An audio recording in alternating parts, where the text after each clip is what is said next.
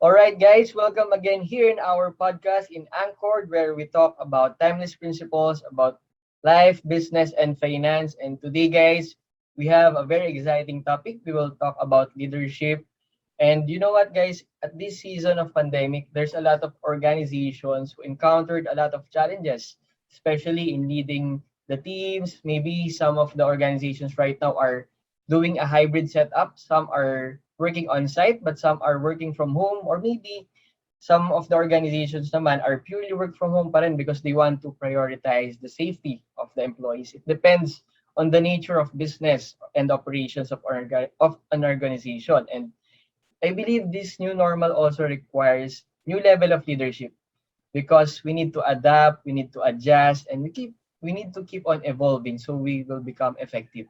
And today, guys, just to introduce our speaker, he has over 29 years of leadership experience with leading companies, currently serving as the Chief Operating Officer of Alfamart Trading Philippines. It's a joint venture between Alfamart Indonesia and SM Retail. Alfamart opened its store in the Philippines in June 2014, and it has a lot of minimarts that aim to uplift the shopping experience of residents in underserved communities. With over 1,000 outlets, it is the fastest growing retailers in the Philippines. Actually, ako guys, I have a great experience. I'm a satisfied customer of the Alfamart company. And by the way, before he worked in Alfamart, he also served as Chief Merchandising and Marketing Officer at Metro Retail Stores Group Inc., Vice President for Marketing at Jollibee. So shout out sa mga mahilig sa Jollibee.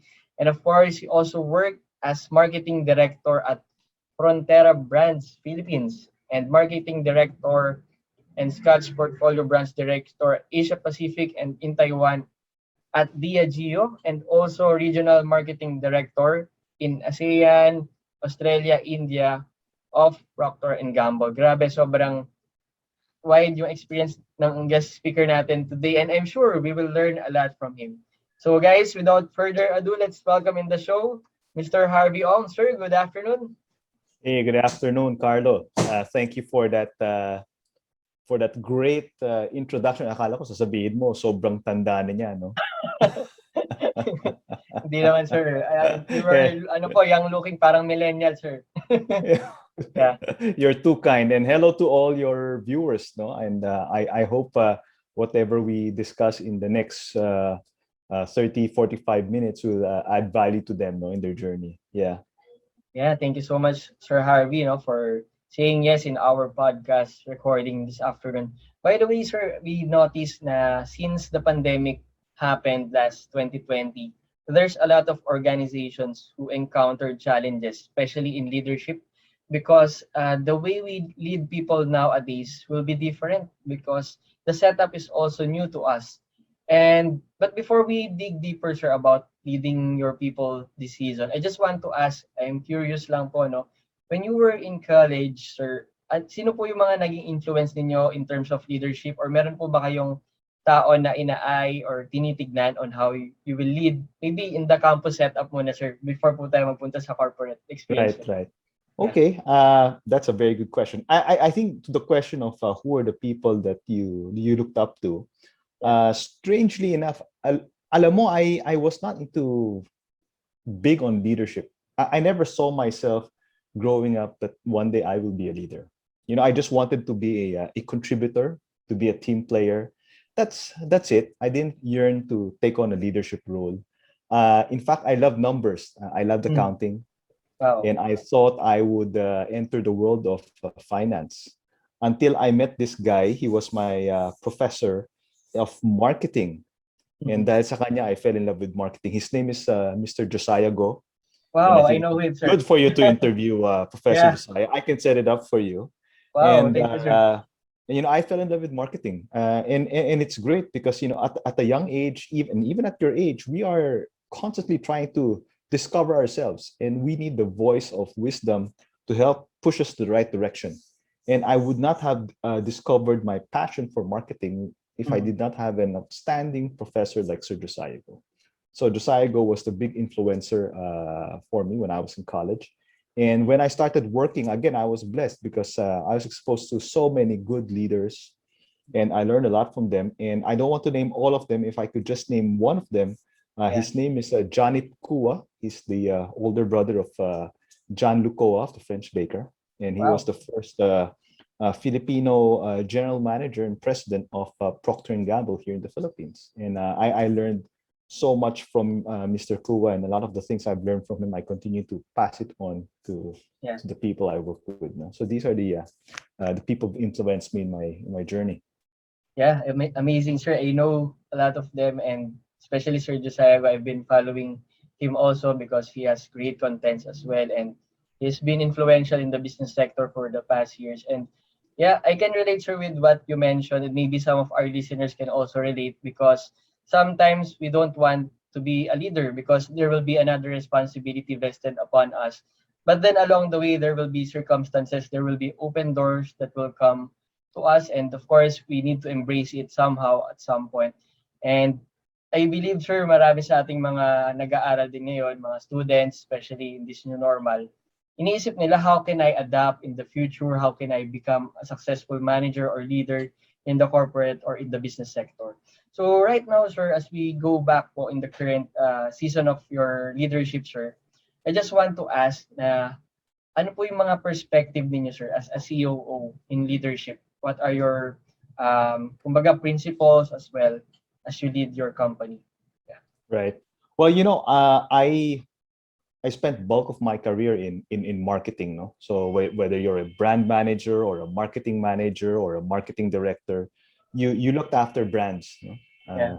One brand, a portfolio of brands, a category of brands, and most of the time your focus is really on delivering the numbers, Mhm. delivering the sales target, delivering the profit target, delivering the market share target, and so on and so forth. I think right now, in the last 5 years, as the CEO for Alfamart, I think my perspective is really beyond the short-term target. Now, that's important. The short-term targets are Yeah. important. Without the short-term targets, there won't be any profit which you will need for your investments, to hire Yeah. people, to promote people, stuff like that. No? But what I mean is, as the head of an organization, my focus now is really more towards the future. I think as leaders of the company, you have the moral obligation to make sure that the company, uh, by the time you retire or you resign, Mhm. will be Yeah. in a much better shape than when Wow. you started. As well as the people. The people should be better than when you first met them, no? Or when they were first put under your charge. And it's important for you to focus on making sure that you set the company up for sustained Mhm. performance, so Yeah. that even long after you've left, the company will continue to perform well. And I think, therefore, in my role, if there are three things, no, that Mhm. I do more compared to the previous, one is, really focusing on the future. Yeah. uh, it's the Philippines is not exactly the cutting edge of innovation, right? And that's an advantage for us, because it gives us time to really study what's happening in other markets, right? Yes. Because what is presently happening in some of the more advanced markets will be our future. Yeah. So learn from what's happening in other countries, and pilot, test, innovate, experiment here, no, so that your company can continue to progress. That's number one. Number two, I'm more focused now on systems, right? Yeah. Systems, as in the org design, the infrastructure, both the physical infrastructure and the digital infrastructure of the company, the technical side, the processes and the procedures. All of these would encompass systems. But last but not the least, and here's where I Yeah. think I spend majority of my time on, it's Mhm. really building the organization's culture. And Yeah. I think that's really, really important. A lot of people underestimate the importance of a company's culture. A company, you can copy the strategies of a company, you can pirate the people, but it's hard to photocopy a company's culture, because that takes a lot of years, no, of Yeah. consistency to develop. And my vision for Alphamart, and for any company for that matter that I work for, is to develop a culture of learning and development. I think that's that one thing that this pandemic has highlighted, is the companies who've survived the companies who are thriving right now are the companies who are very agile. Yeah. Agility is very, very important. And you cannot have a culture that's agile unless you have a culture that's built on learning and development, right? Because people who are agile, those are the people who are not afraid to experiment. Those are the people who are not afraid to make mistakes. Yeah. They see failure as a important process for learning, not Right. a source of shame, right? It's not a career breaker whenever you fail, right? Yeah. And to create that culture, you need a certain type of leader who people feel safe with. There's Mm-hmm. this Yeah. important word right now. It's called psychological safety. It Mm-hmm. means people in that organization are not afraid to commit mistakes. They're not afraid to express their feelings. No one's going to punish them if they say something that is against what's popularly believed.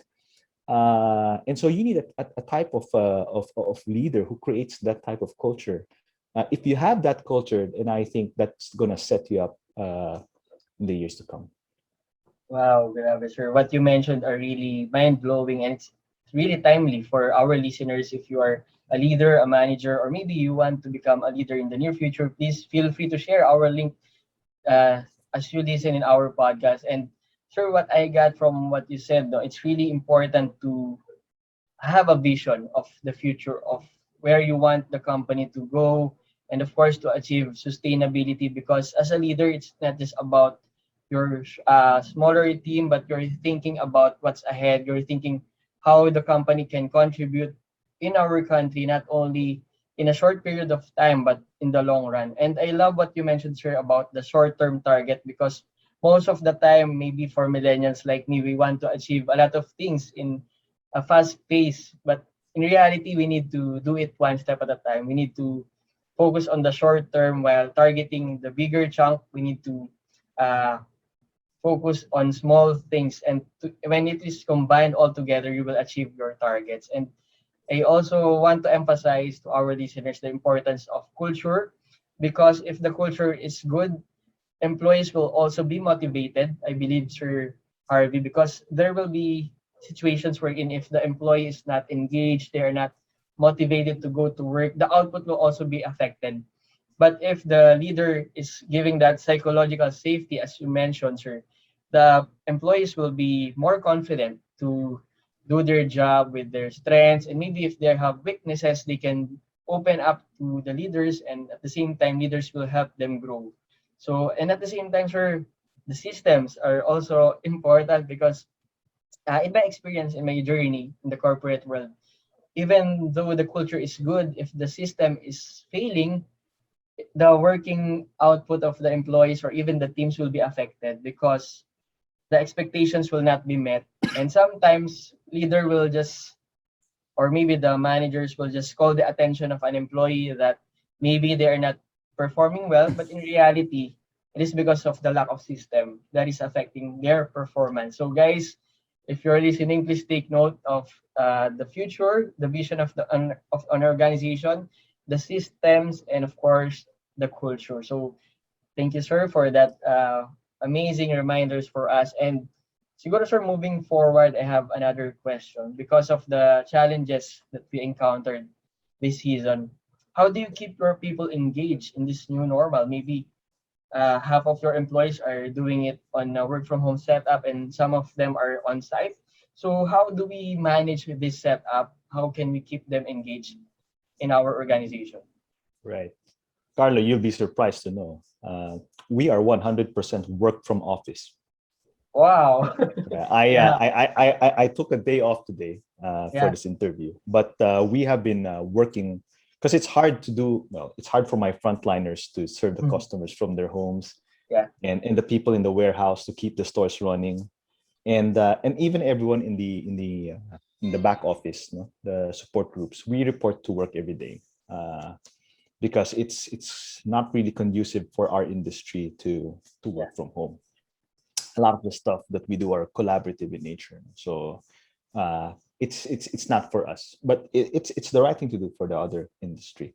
I love your question about engagement. And first of all, maybe we can have a good uh, definition of what the word engagement means. For me, engagement means commitment, right? There are people who do their work because they agree with the boss, but the people who give 110% are the people who are committed to the work, right? So that really, that got me thinking, because during this pandemic, I did notice that a lot of my employees were more committed than others. They were more engaged, right? I could mention Michael, the store personnel who I met on the first day of the ECQ last year, and he walked 3 hours. He walked 3 hours from his house to the Wow. store. He could have filed for leave, but he decided to walk, and there was no public transport. He decided to walk.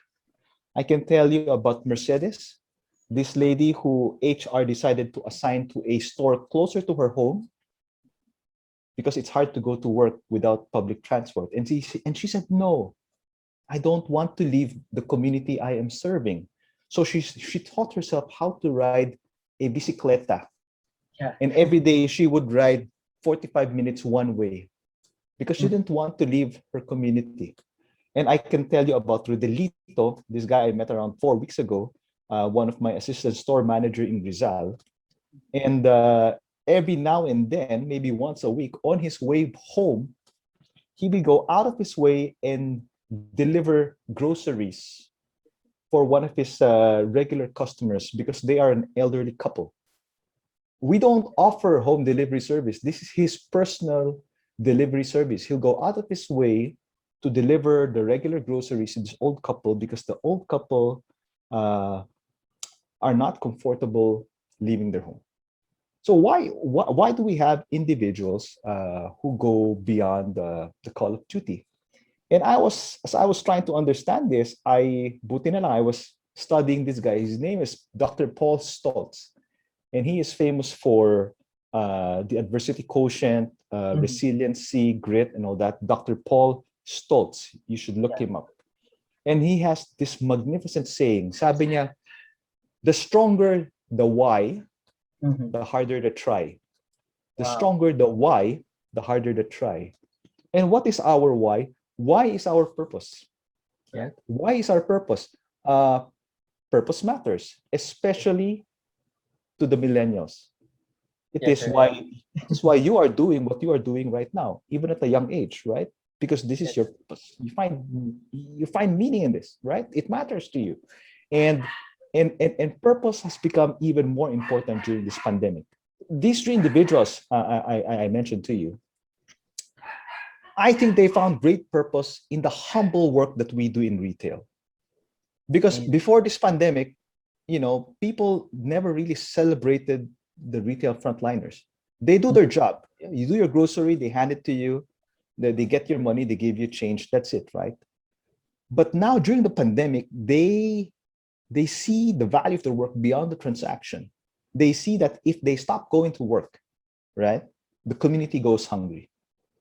And I'm That's true. so proud to say that during this pandemic, we did not have to close a single store because we Wow. for lack of employees. No, our employees continue to go to work despite all the risk to their personal safety. And some of our stores were badly hit, but my investors backed me up. We did not close a single store because to close a store will be to deprive a community Mhm. of a source of daily essentials, right? So we are one of the few change who actually did not close a single store. In fact, we added a record 260 stores last year. We expanded in Wow. the middle of the pandemic, despite the Family. financial Yeah. risk. Yeah. And the reason So. for that is both the investors Mhm. and our employees all believed in our purpose of providing day-to-day groceries and uplifting the lives of the communities. So I think in a nutshell, if you want to improve the engagement, if you Yeah. want to gain commitment of your employees, the secret there is to help them live purposeful lives, Mhm. purposeful lives. And by that, I mean, we need to help our employees apply their talents and their passion to work that has meaning, right? And because employees want to matter. all of us in our life, we want to matter. And I think employees who belong to companies whose leaders help them discover what are their strengths, who give them meaningful work, Yeah. and who recognize them for the work that they do, uh, beyond the salaries. Of course, salary is important, career progression is important, but it's this feeling that I matter in the work that I do matter in the company that I work for, it matters. I think when you have that, you will find yourself uh, a very engaged employee. Amazing, sir. While listening in your stories, I'm trying to put myself in the shoes of your team, those who went in their stores, even though there's no transportation and they already serve more than what they are expected to do. And I'm really inspired, Sir Harvey, no? Kasi most of the time, if we encounter difficulties, the tendency is for us to shrink back. But hearing your stories, the testimonies of Alfamart employees, they're really doing this because they found purpose in their job. And I really love what you mentioned, that it's the service, it's the commitment. Because whenever you serve people, you find this fulfillment that it doesn't uh, equate most of the time in your salary, but because you are helping people, you're helping lives have their day-to-day food and even the daily needs of the communities around Alfamart. And I just want to emphasize what you mentioned, sir, to all our listeners. We should help our teams have a purposeful lives in their work because it will help them go beyond what is expected. It will help them do the extra mile rather than being bossy for the if I can use that term, rather than just being bossy, demanding the targets, demanding the output of their job. But it's really building relationships. Or I've seen how you build relationship because you are getting to know everyone in your organization. You are really giving time to know what's happening. Because most of the time, Sir Harvey, I believe if we are in the position of leadership, there's a challenge also to go in the day-to-day operations as in yung pinaka-detail, yung pinaka-maliit na ginagawa ng staff natin. But hearing your story, sir, it will allow you to see what's happening on the ground so that you can give them a better perspective as you lead the company because you are seeing the bird's eye view. And I believe leaders need to hear this because it will be crucial for an organization to thrive at this season if they don't know what's happening on the ground. And because of that, you can get their commitments and it will start from our leadership. And it's really inspiring, sir, because what you mentioned, the why is clear, the purpose is clear, and they will have this satisfaction, they will have this fulfillment, and it will just have a chain effect. It will just have a domino effect wherein each employee will be committed, each employee will contribute to the growth of the organization. Even uh, the growth in this season is really inspiring, sir. What you mentioned, you added a lot of stores, and yeah, I believe organizations need to have that culture of leadership, commitment, service, and having purpose, no matter how small the task is. I remember I've heard a testimony. A person saw uh, street sweeper, someone who was really committed in sweeping the streets. In I believe it's somewhere in Quezon City. And you know what, to our listeners, kahit na ganun lang yung ginagawa natin, minsan we are doing our task na minsan feeling natin nakakasawa, minsan feeling natin eto na ba yun? But if we find meaning in what we do, if we serve others, maybe we are frontliners, we are serving our customers, or maybe we are from the back office, we are serving our colleagues. Really find meaning, and because of that, you will always deliver more than what is expected. And I believe that will be crucial That's also for that's the growth. that's true. Yeah. I love what you're saying, Carla. Alam mo, may kasabihan, you know, Mhm. there are no small parts, Yeah. only small actors. Yung ibig sabihin niyan is, we must have the humility and the patience. Because, coming from the perspective of a manager, if you can't take seriously the small part, why will I give you a big part, right? So to your point, whatever task is given to you, give your all, give it 110%. Never adopt this thinking that I am too great to be Yeah. doing a task this small. It is beneath me. You Mhm. know, ang kalaban lang talaga sa career. Alam mo, it's Yeah. all about attitude. If you are humble enough, no, you will definitely succeed. So you have lesson number one: remain humble, no matter how successful you get. Yeah, grabe. For our listeners, maybe the younger generation, siguro ngayon, sir, we've seen the Gen Zs entering the workforce, or even as millennials, we are starting to have leadership positions. We need to always remember that na kahit gaano kaliit yan, kahit filing of documents, maybe you are doing photocopies, or no matter how small the task is, if we give the 110%, eventually we will be promoted and we will advance also in leadership. Yeah, thank you so much, sir. I have a very interesting question, sir. Kasi as a leader, I believe there are situations wherein the tasks are really overwhelming, and maybe we all have 24 hours, and sometimes we have this tendency that I can just do this tomorrow, or maybe I'll just procrastinate, or I'll just focus on the things that I can do today. So those are the challenges that we are facing. But as a COO, sir, as someone in the leadership level, how do you manage your task so we can inspire our listeners and viewers on how they can be effective as well? Yeah, I'm very strict with my team. First of all, I believe it's better to do a few things very well than to do a lot of things poorly. Wow. So we always have these conversations wherein I'm the one who's asking my people, are you doing too much? Mhm. Because Yeah. I'd like to see how many projects you are doing.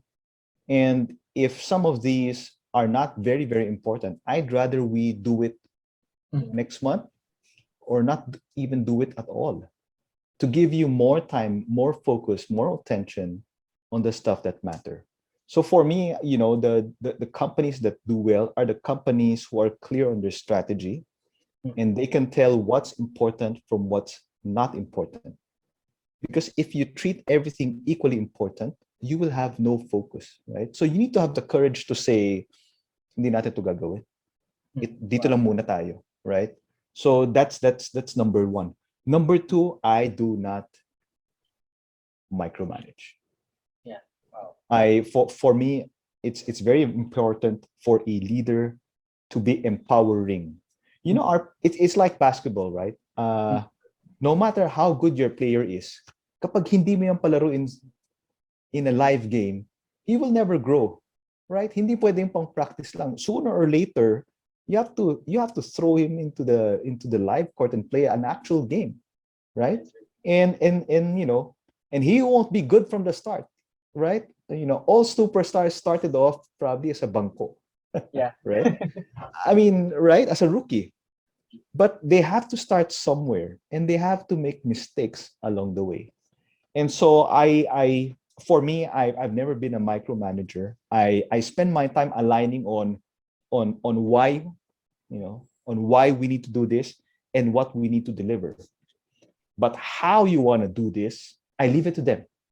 If they Yeah. want to get my opinion, I'm going to give it to them. But I'm very, very clear to them. You decide how you want to do it, right?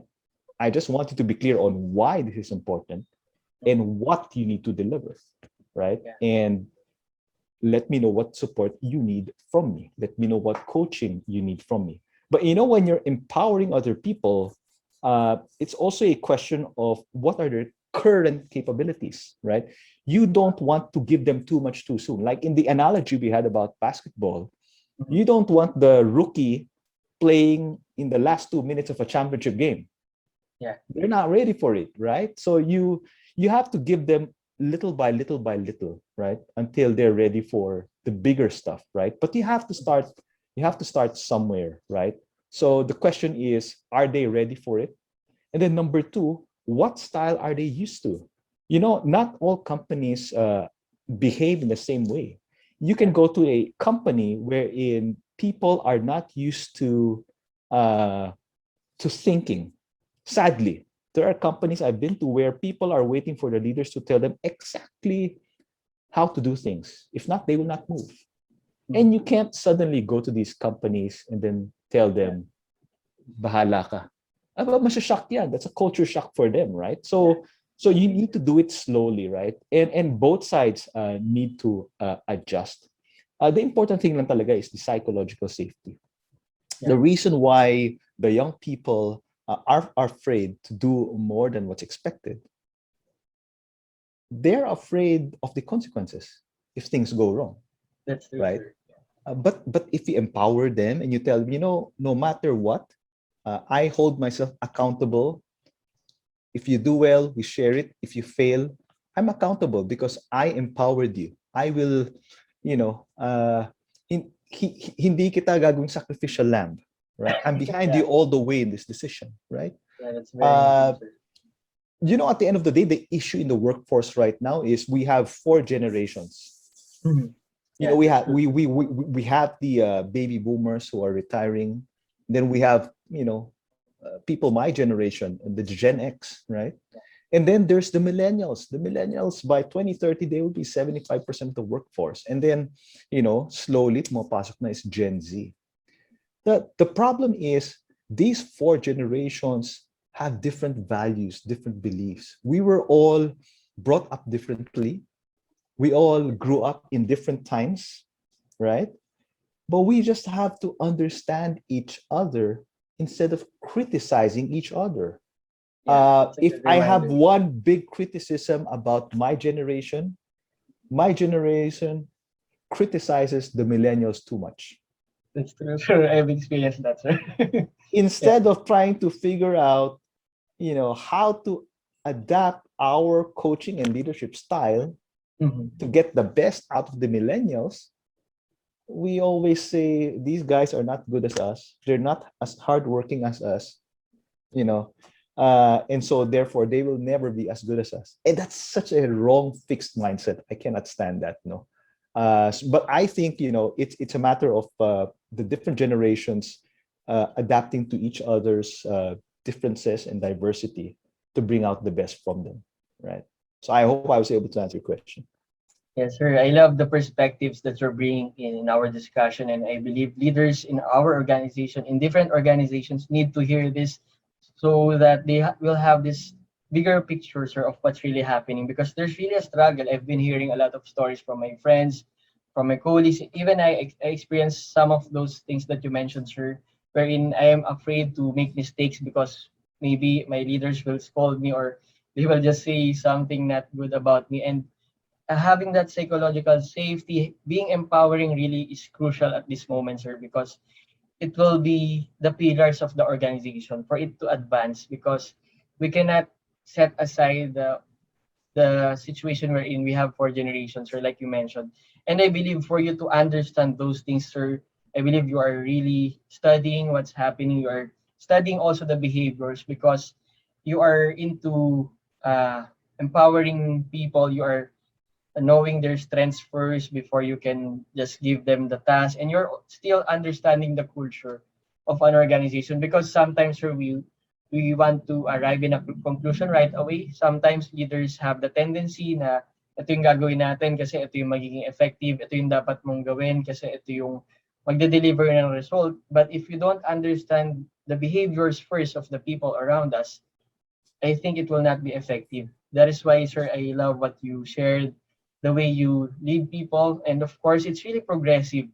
Sabi niyo nga, sir, unti-unti siya. Hindi siya yung bibigyan natin agad ng malaking responsibility ang isang individual sa organization natin. But we are trusting them. There's a sense of trust whenever we allow them to do a particular task, especially if it's new to them.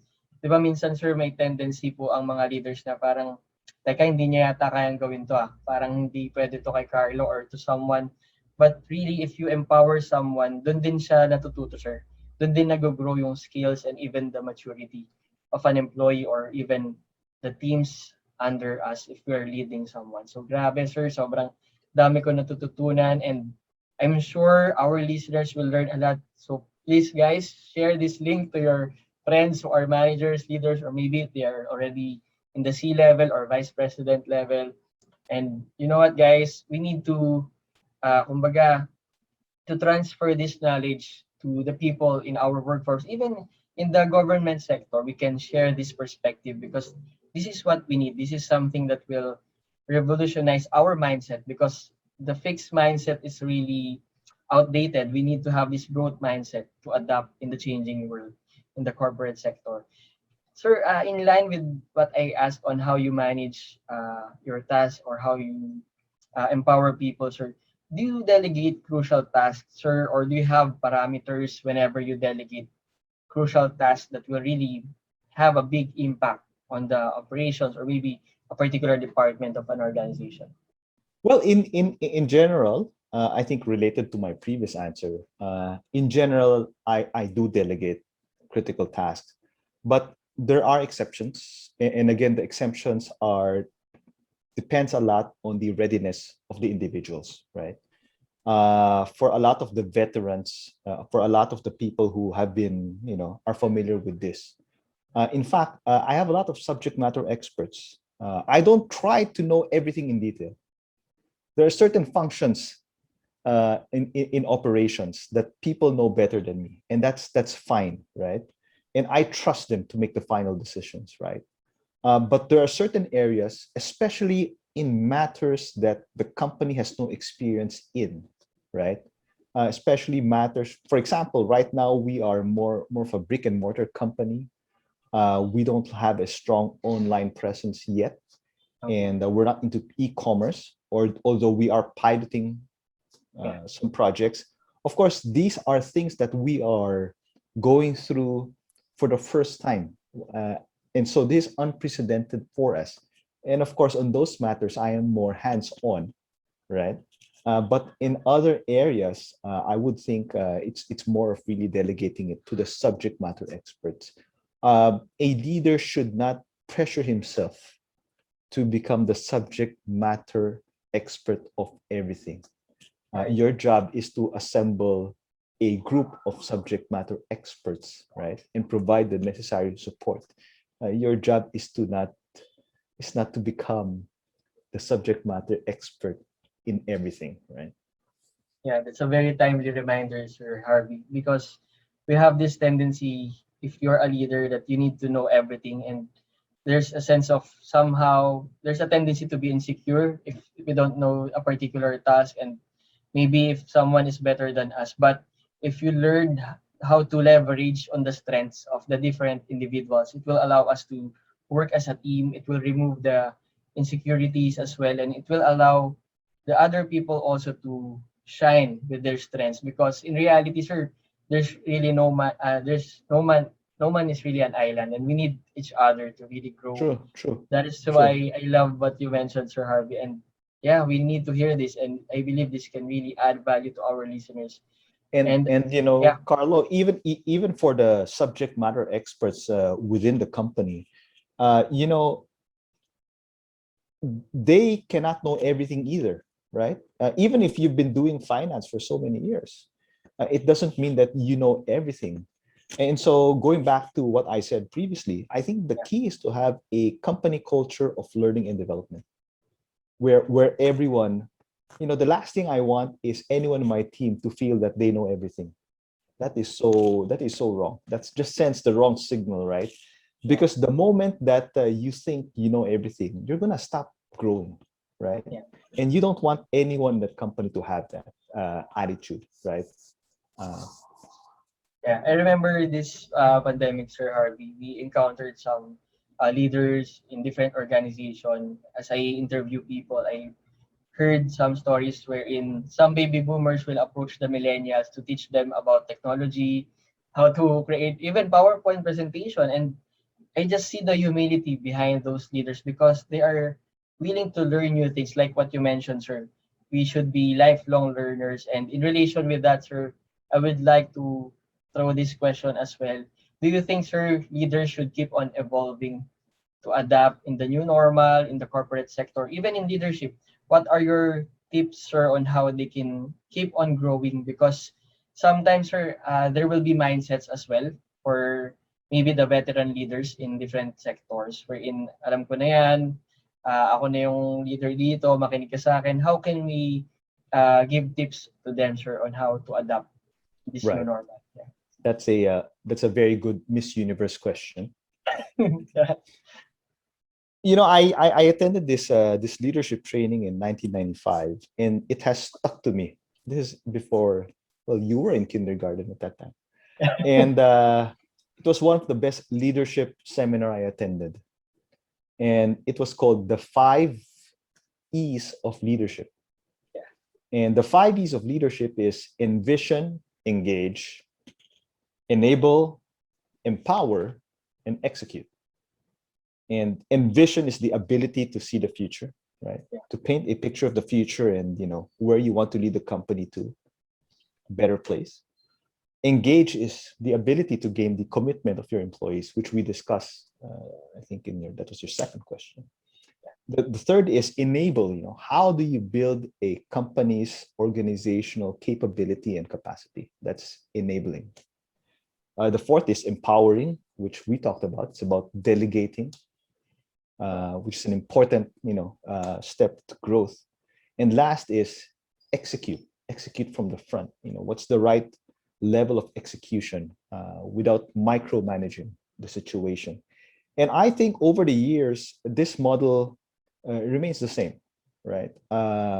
These are still the 5 core responsibilities of a leader, but we need to evolve with the times. For example, I think to engage our employees, the old ways of engagement may not work anymore, right?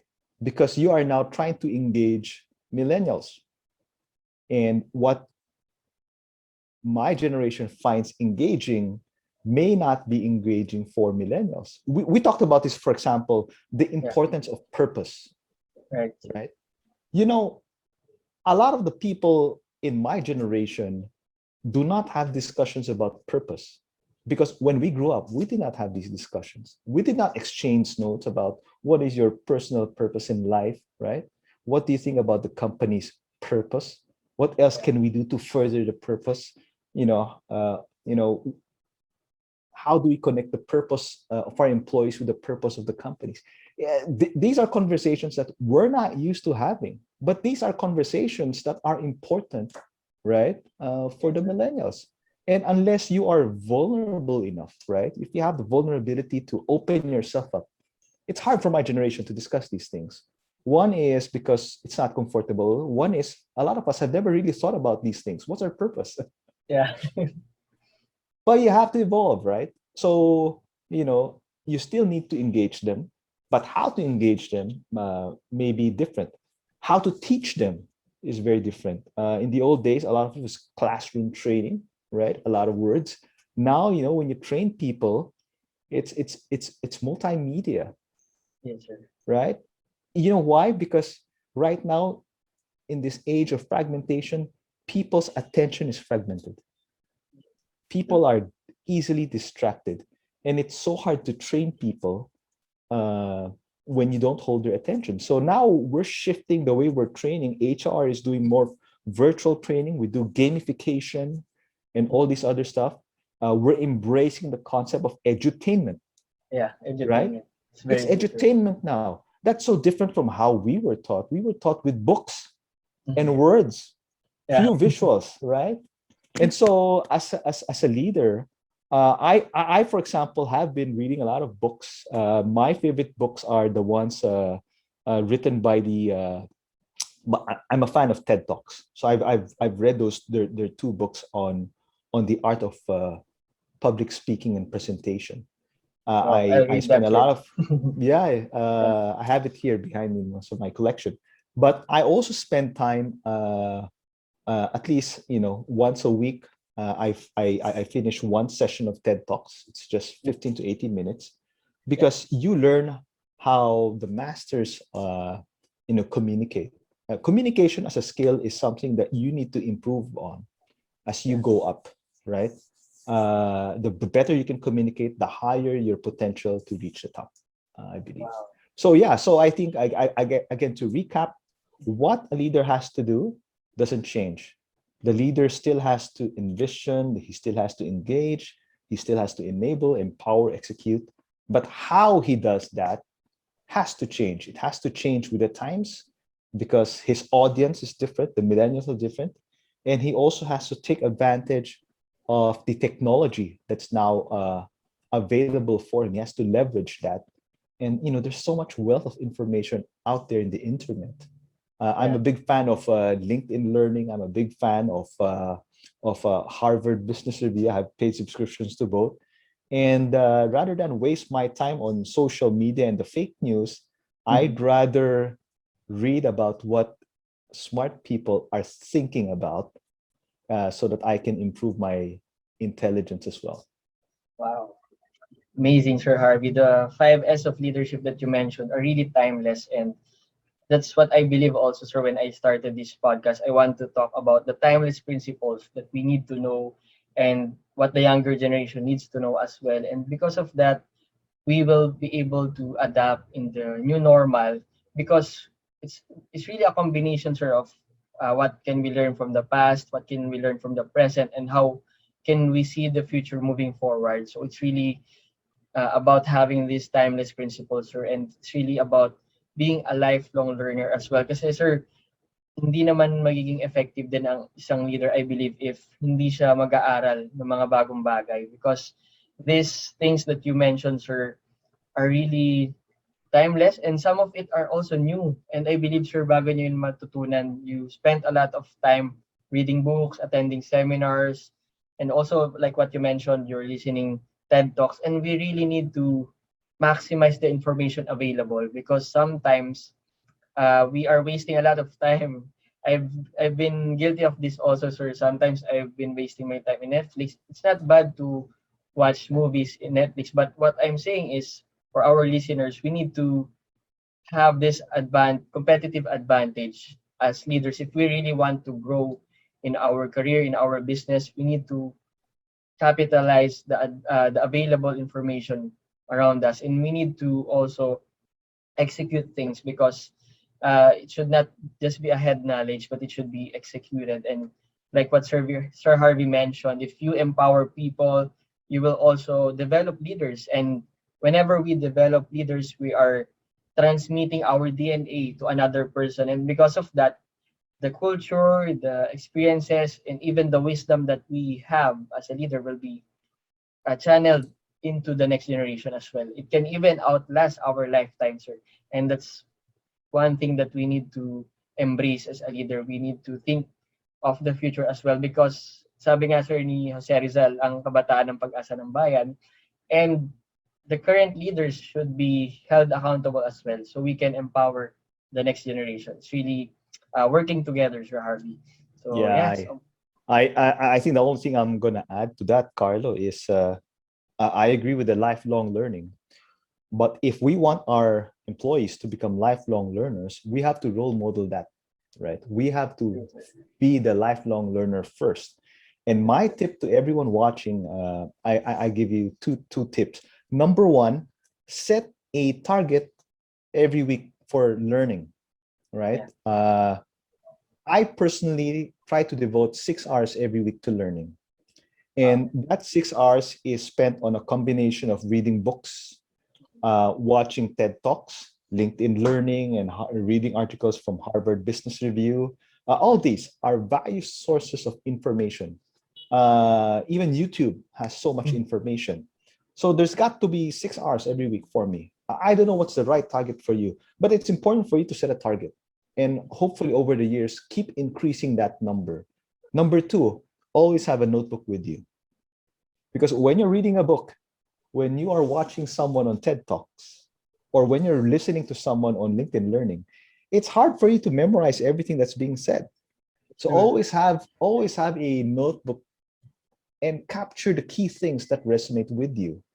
And if you will, allow me on a third tip, what I Yeah, do sure, sir. Mm. is every time I come across something that's very interesting, the first thing I do is I share it on LinkedIn. Wow. Yeah. And my thinking is if it's useful for me, it might be useful for someone out there. It could be 500 people find it useful. It could be 50 people, maybe Yeah. just 5 people.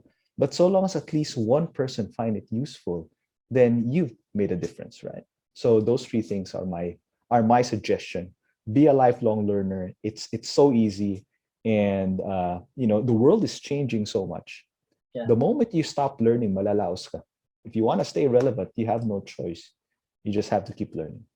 Yeah, that's a really timely reminder, Sir Harvey, because nowadays we have seen big organizations, very established corporations who was not able to adapt in the new normal, and maybe as individuals as well, we need to be those organizations in our own version who will learn something, who will keep on evolving, applying the timeless principles that we discuss in our episode today.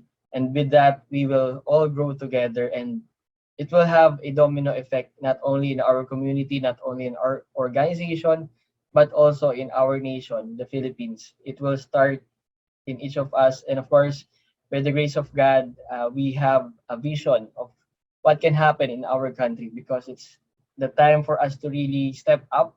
It's the time for us to stop blaming other people, stop blaming what's around us, but really having the right mindset, and of course, leading first ourselves and eventually leading our teams and the people around us. Thank you so much, Sir Harvey.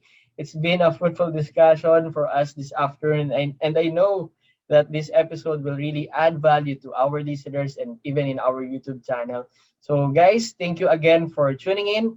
Feel free to share this. If you have questions, you can reach out to me, to Sir Harvey. Sir, just want to ask, sir, where can they reach you out if they have follow-up questions? Well, you can reach me on LinkedIn. Send me an invite on LinkedIn. Send me a direct message. I'll answer all your questions. No Yeah, thank you problem. so much, Sir Harvey. It's been an honor. It's been a fruitful afternoon for me and, of course, to our listeners. And we hope to hear from you again, sir. Some other time, maybe we'll invite you again soon with a different Anytime, topic. anytime, Carlo. Yeah. So that's it, guys, for us this afternoon. Thank you for tuning in. God bless and see you all in our next episode.